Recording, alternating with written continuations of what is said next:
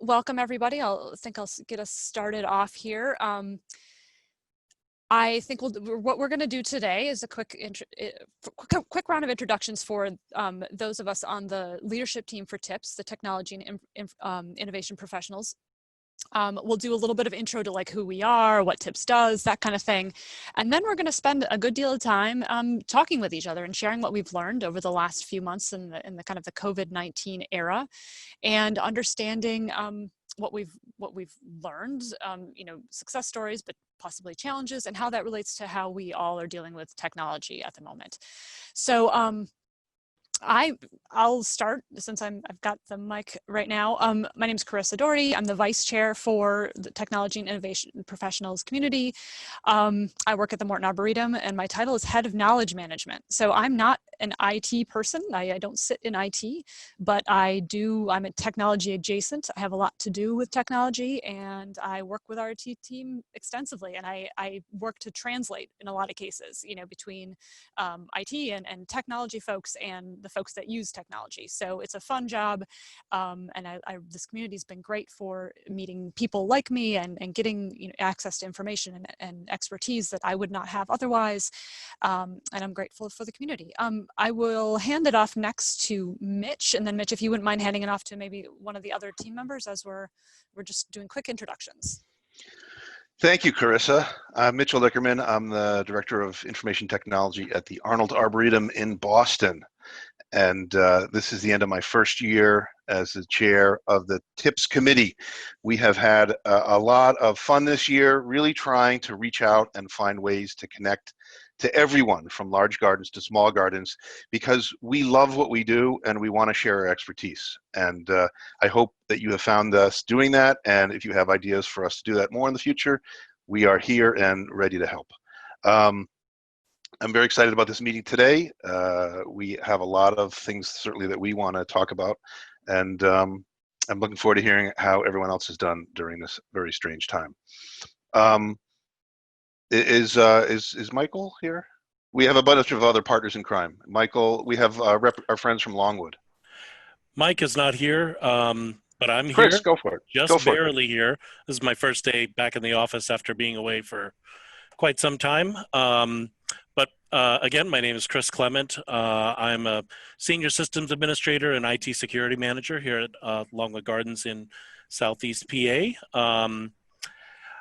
I am the professional development person for the TIPS committee. Most of my work, though, really has kind of revolved around our Tech Tuesdays, our lunch and learns that have been going on. But I think there, probably are some options for more we can do, and I'd love to hear what your ideas are about that. And we've also got Christina, who's part of our group. Christina, if you wouldn't mind introducing yourself. Sure. My name is Christina Salvador. I'm at a small garden here in Santa Fe, New Mexico. I'm also the plant collections manager, so I'm a part of that community. And definitely I follow a lot of different communities because we're so small of staff. I've been on TIPS for several years, and I'm in charge mostly of communication and helping just kind of facilitate some of these group meetings. So glad to be here. Thanks. And then Ken, I know you've spoken up already, but if you wouldn't mind introducing yourself as well. Hi, everyone.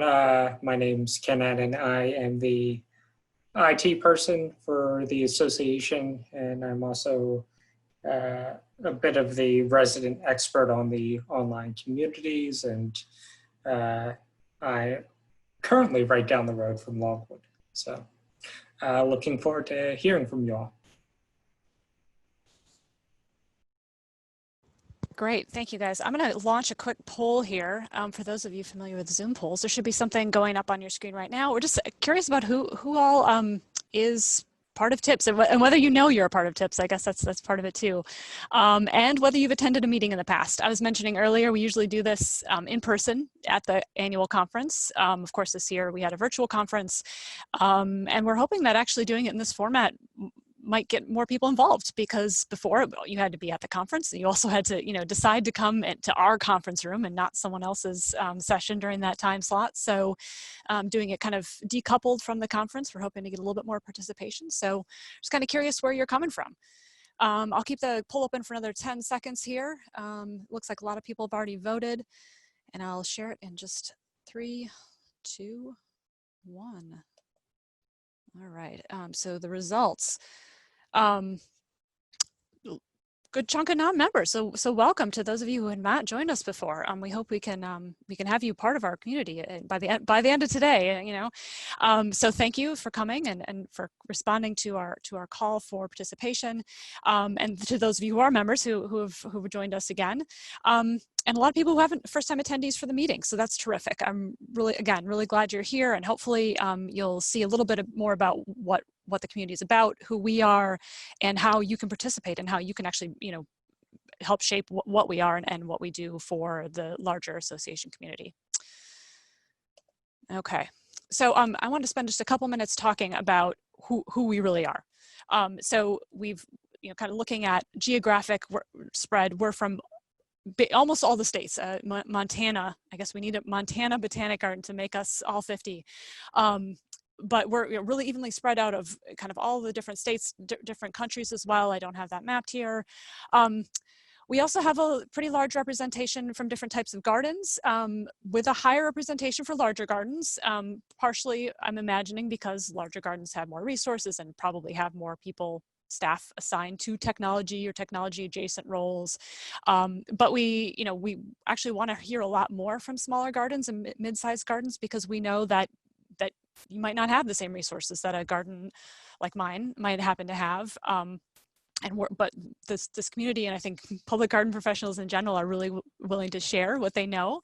So that's one thing we really hope to provide, kind of some value in sharing the things that we've done, and hopefully things that other gardens can do without having a ton of resources at their disposal that you might be able to apply at your own garden. Yeah, and just looking at the chat, it's true. Large gardens, we might have that luxury of time. Absolutely. So something we definitely want to keep in mind. So the more kind of small garden participation and that kind of perspective that we can take, the better, because that way we'll be able to respond. And we can't give you more time, but is there something that we can do to help support small and mid-sized gardens? We'd be really happy to hear that. And the interesting thing that I think, actually, looking at people's our current membership, we have about 275 members right now, is the job roles and kind of where they all come from. So you'll see that actually IT, it's an IT adjacent, which I kind of call myself, or someone who's like a digital content manager, someone who has a fairly, like a database administrator, someone like that. That's a pretty small percentage, right? I mean, 11%. That's kind of crazy for a technology and innovation group, but I think it's really exciting, because that means that more people than just the IT folks are interested in technology and innovating and doing great things for the garden world. So there's a really large number of kind of curatorial and plant records folks. Christina, I think you're a great representative of that.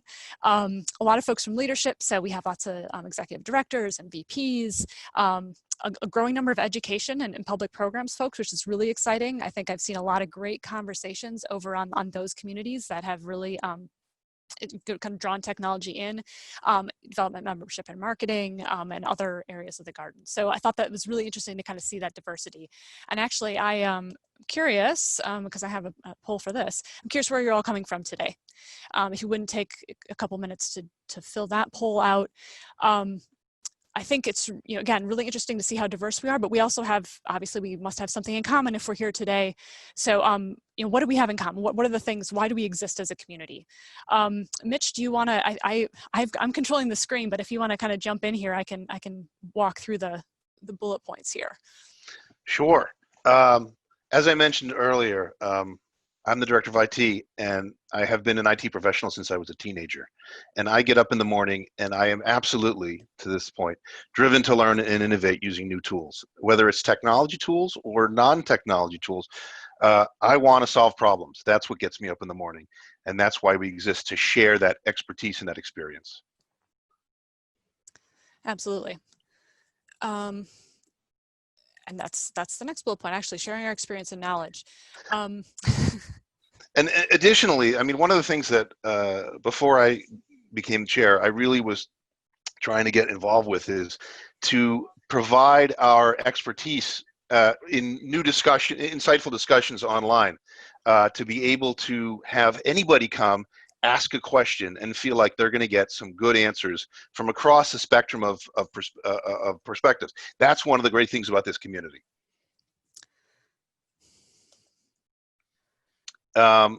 Additionally, we want to help other people to figure out which resources and how to apply them based on our own expertise. There's a lot of stuff that you might read online about how to solve this problem or that problem. We'll tell you how to actually use the technology or the resources to get to the right solution. I think this gets to the one actually I feel most strongly about is this digital literacy piece. Is the idea that there's absolutely, hopefully, someone in your organization that has, like Mitch, this deep background in IT, or you have access to that expertise in one way or another. But everyone, I feel like everyone in any organization, gardens not accepted, should feel comfortable like pressing buttons and trying new things and figuring things out and being able to ask questions, if not, solve all the problems, but at least be able to ask the right questions so that you can learn and innovate at your garden. So this is something I'm personally very interested in, and it's something I think we're trying to do it as a community as well, in whatever ways we can. Do you have anything to add to that, Mitch? Nope, you said it very well. All right. And lastly, this is again, we want to reach beyond just technical professionals. We're not just people who only know how to solve technology issues. Businesses face different challenges across their organization, and many times people like us who have a view that cuts across all different departments can bring in different ideas. That's why the I is in our title, innovation. It's not just technology. It's trying to solve things in a different way. Absolutely. So that's kind of why we exist. But there's a lot of stuff we do. And we're also looking for new ideas here. But Mitch, if you want to walk through these. So as you know, we have the online forum, which is one of just many of the communities. And we facilitate and manage that. We do our best to answer every single question, one of us, with our own experience, every single time it's posted. Oops, sorry. Additionally, we're always trying to brainstorm sessions for both the association conference as well as the next one, I believe, which is our webinars that we host. So we're always open to different ideas. We can guess what people are interested in, but we really love to hear it directly from people because then obviously that goes to the top of the list. Obviously, we do this. We conduct our annual meeting in person, and we try to support other association communities throughout the year, both online as well as when necessary at the conference itself. So what can you do? What can you all do?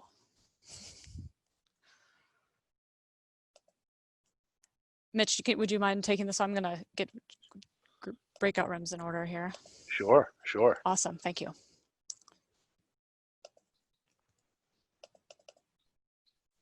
Is there a first bullet? Sorry. Yes, there is. There is. Yes.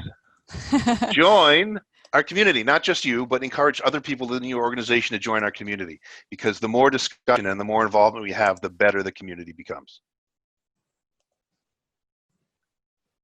Participate, come to the webinars, come to the conference sessions. Again, follow the conversations online, chime in when you can, ask questions. It's always great to know what people are thinking. And start a conversation or cross-post. This is something actually we would like to have more of, because that way it expands our reach, as we said earlier. We want to, if you have a question that's both technology related as well as education related, cross-post it to both communities and we'll get a more diverse set of answers. And please, always, if you've got a request for a topic for future webinars, shoot Carissa or I an email and it will go to the top of the list.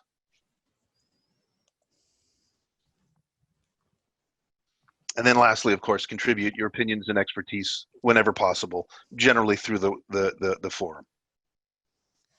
But again, if you have a webinar topic you want to host, let us know. And then lastly, invite us to support your own community, because we would be happy to pop in. I know we try to look at other communities, but sometimes we miss things. So if there's a topic on the education forum or the finance forum, we would love to help. Yeah, I think it's been great. I think Mitch and I both have participated in a couple of other webinars this year, and especially in the last few months, which has been nice. It's we're sitting alongside of someone in visitor programs, sitting alongside in marketing, and it's great to hear all those different perspectives. We don't have to have these webinars that are just one discipline. I think it's really beneficial when we hear from all these different roles and experiences. Okay, so we are going to, for the rest of the meeting, do some breakout rooms. So for those of you who have not been in Zoom breakout rooms, they're really fun. It's basically like splitting you all into groups, into separate rooms. They're going to be fairly large rooms because we have 66 participants. But we're gonna be talking about some COVID-related topics. So of course that's on a lot of people's minds right now, and I've just launched a poll to kind of get a sense of how technology played a role in your garden's response. And the breakout rooms are going to spend a lot of time kind of digging into that and understanding better what you learned and what you can share with other members of this group that we've assembled here today. And we'll be taking some notes, hopefully, and getting some, sharing that back with the community once we've compiled those.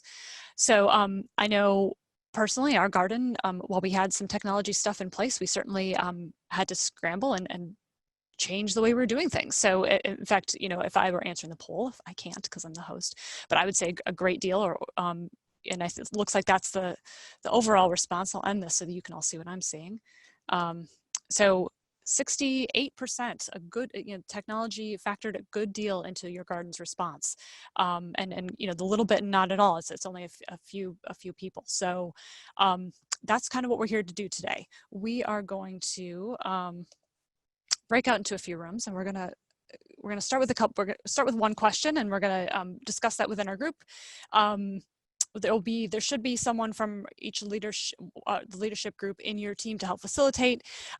If you wouldn't mind also assigning someone as a reporter to kind of maybe take some notes on what people are sharing, and then we're going to come back together and share each group kind of what the top takeaways were for each of these questions. So the first question,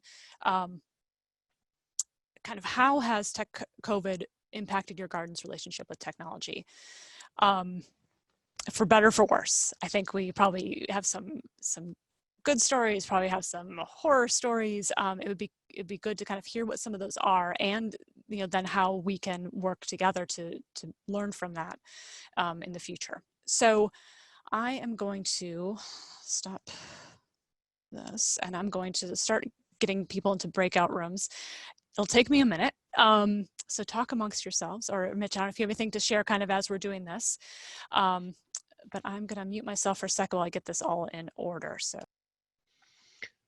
yeah, at our garden, my director has seen the light when it comes to Zoom presentations.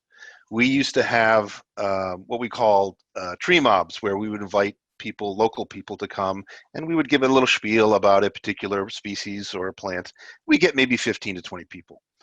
Well, the first time my director put on a Zoom tree mob, we had 150 people across the planet, and it really opened his eyes to the point where he has decided that we're going to be focusing on Zoom presentations to basically expand our reach beyond just our local garden. One of the fallouts of that was we have decided to no longer charge for any events or educational offerings, because we want to reach as many people as possible. Now, we're in the position that we can do that, and we're very lucky about that. But the idea behind all this stuff is to use technology to expand our reach and to meet as many people as possible in the digital realm. At the same time, we had, right at lockdown started, we had started to redevelop our website. Our website was about 20 years old and needed an overhaul. And frankly, one of the benefits of sending everybody to work from home is they could really focus on the technology. And so they were able to focus on their content and make their content exactly what we needed to at the exact right time. And that's been very beneficial. Yeah, I think that's a story that we've seen in a few different places. It's really interesting. All right, so I'm gonna, in a minute, I'm gonna press a button here. A second, I'm gonna press a button and you'll all be sent off into breakout rooms. I'll repeat this question as a message to all of you once you get there. I'm gonna join breakout room 1. So if you end up in that room, just hang tight for a sec. I mean, if you wanna start, kind of talking amongst yourselves, that's great. The rest of the 4 groups already have someone from leadership assigned. So I'm gonna get us all out there. Chat works a little bit strangely in breakout rooms. I think it only goes back to the host, if I remember correctly. Ken, I don't remember if you know the answer to that. So if you do need to kind of pop out or have a question, you can, I think chat is the best way to get a hold of people. All right, I'm gonna send you all off. Oh, okay, almost everyone's back. Welcome back. I hope you're having some good discussion. Wow, so many more people on video. This is great. I'll give people, I think that they have a couple more seconds to rejoin. What I'd like to do, if there's a couple of folks that were you kind of leading or recording in the different groups, if you wouldn't mind sharing just a couple of things that, things that you were hearing really loud and clear or things that are really interesting, just share out for a couple minutes and then we'll jump back into breakout rooms for another round of discussion. Did anyone from any of the groups want to do that report out? I'll do it. Awesome, thanks, Mitch. So we had a variety of comments. One of the themes was talking about moving things online. So for example, Denver Botanic had a smaller but successful plant sale that moved online. And they were able to, again, use their technology to connect with their visitors and the public in new ways. Duke Gardens, who is unfortunately tied to university policies, kind of like mine too, they moved classes to Zoom, and like we have seen, drew many, many more people, although they pointed out that Zoom fatigue is a real thing. And I certainly concur with that. They also were able to work with local education departments to provide family-focused programs and a small virtual summer camp. Franklin Park Conservatory, now this one's interesting. They had tremendously successful virtual fundraising events, which is something that I hadn't thought of. Although at the Arnold Arboretum, we've put out signs on the grounds and gotten many, many new members, more than we would have expected, simply because people are very thankful that we're all open at the time. Franklin Park Conservatory also became a COVID test site because they have a huge parking lot. So talk about putting their money where their mouth is and helping everybody out. And Dustin mentioned that his team, and mine as well, but this is much dwarfs ours, greatly increased video production. They have produced 100 or more videos since mid-March. So again, the idea is that now that people are forced to use the technology, I think the wheels are spinning and the dots are being connected, and they're coming up with new and creative ideas on how to connect with people, because if this is where we're at, we got to use the tools the best we can. Yeah, great, thank you. Were there other groups that had similar or maybe different kind of takeaways in terms of impact? I can talk really quick. In my group, there was a really couple great ideas that were shared at JC Ralston. Chris Glenn was sharing with us that they've done very successful plant auction symposiums and invited speakers from across the country, because you can then have a broader reach. And I thought that was a really great point to make, since we can do this all remotely. So that has shown really successful. And he said that for 8-week courses, they could charge $200. And so a lot of people are charging still for their courses in our group, and definitely like moving to virtual tours and things like that. That's what I had. Great, thanks, Christina. I have something from our group. Cool. I think that in general, yeah, I think that the move to virtual and sort of an increased reach, there were, people were surprised to find it kind of echoed Mitch's statement about like they offered these things virtually and suddenly had more attendees and a greater reach to their programs than they ever had before. We also talked about like, what are we going to do with this technology moving forward? Like presumably eventually this will all be over one day, right? And will we all go back to how things were before? Probably not. You know, how will what we've learned, you know, change us, you know, moving forward after this? And you know, we need to make sure that as we're trying to remain flexible and move quickly, that we're looking at this data, that we're, you know, checking in and kind of figuring out what we're learning and how we can keep improving past this even. Yeah, that's a really good point, because yeah, it's going to be different for a while, and could, you know, there might be some really good things that come out of that too. I think one thing that we talked a little bit about in our group was kind of different gardens' readiness for remote work, and whether, you know, whether people were kind of ready to go and, oh yeah, I know how to access things offsite and I know all the tools I have at my disposal, or if it was more you know, kind of needing to do things on the fly.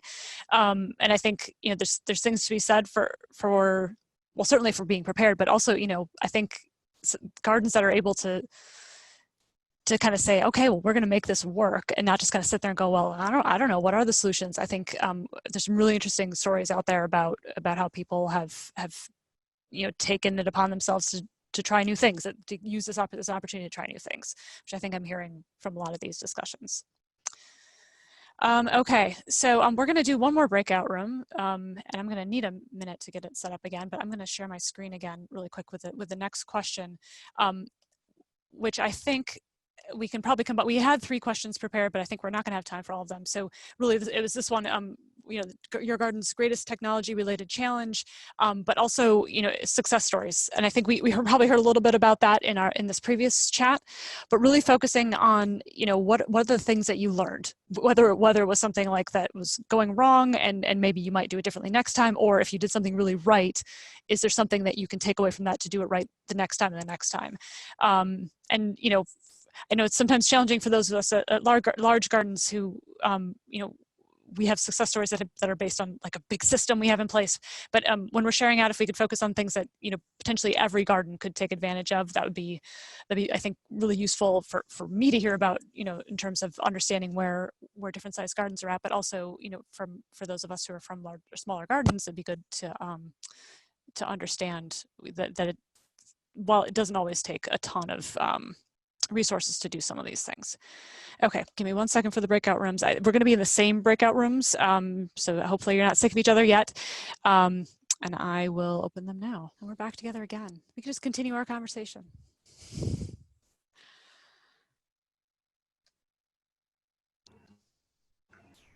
One thing that was really successful for us was our education team got much more involved in producing content. So producing video and cooperating on blogs and educational material, and that was really nice. So that's our success.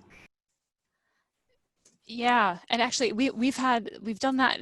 Then we saw the flip side too, is this kind of struggle, cultural struggle maybe, between like what is good enough and like what are we trying to get stuffing out, and what is like acceptable. Like, do we need all the same, like super high quality, all the checks and balances in place, or do we just need to get stuff out because our members are looking for it, or because our classes, you know, we have people signing up for classes, we want to make sure we're delivering. This balance between quality and, you know, not that we want to do anything poor quality, but how do we make sure that we're moving forward and kind of not sitting on our hands and kind of shooting ourselves in the foot by not doing things quickly or not doing things in an innovative way. Oh, welcome back, everybody. Okay, so my group always got to join the main room first, so we always ended up back together again after a minute. Okay, so welcome back, everybody. I hope that discussion was useful. I don't know if we'll have a ton of time, you know, toward the end of this session to share out so much, because it is getting to the top of the hour. but I would like to hear, from anyone who does want to share what their group was talking about.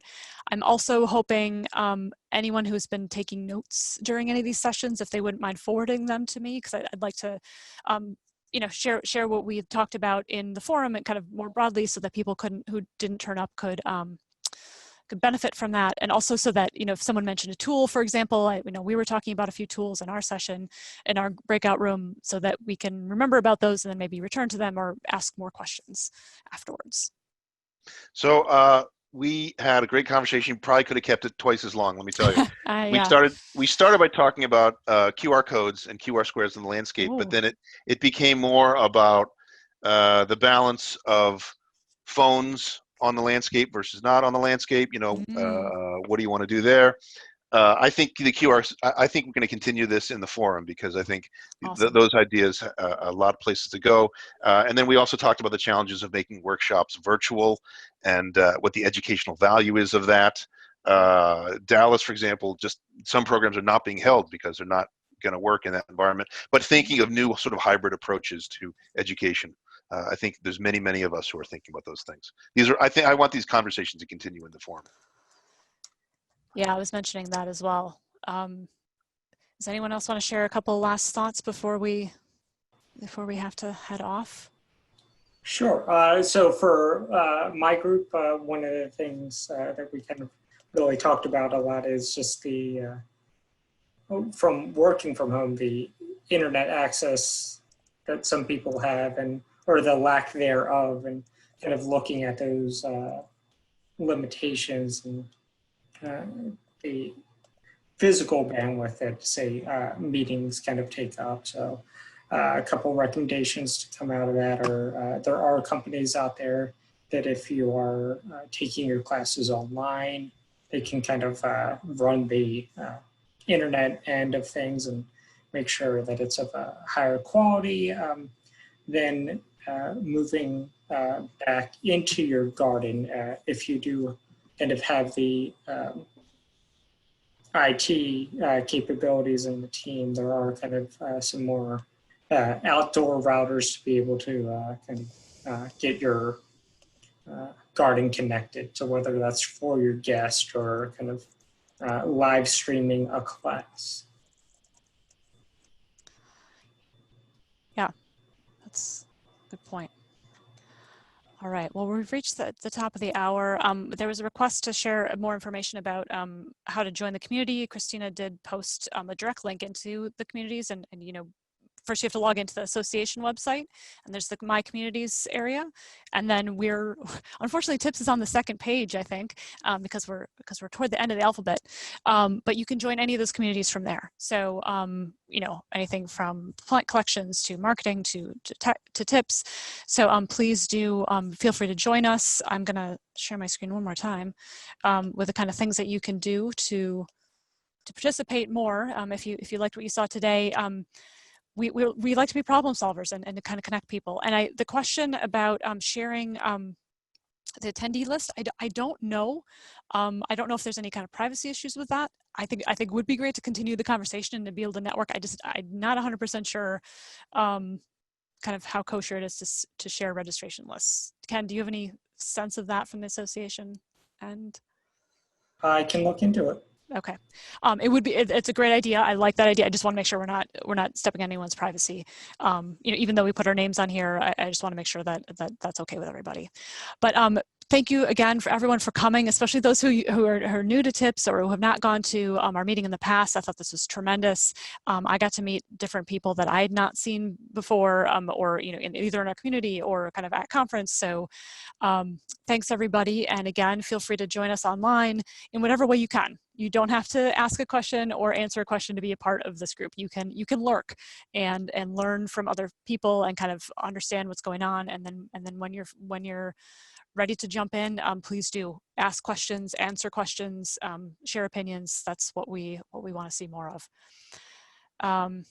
Thanks everybody, and do feel free to reach out to myself or Mitch if you have any further ideas about what we can be doing to support you, whether that's more events, whether that's sharing more information, whatever that might be. We're happy to hear more ideas about that.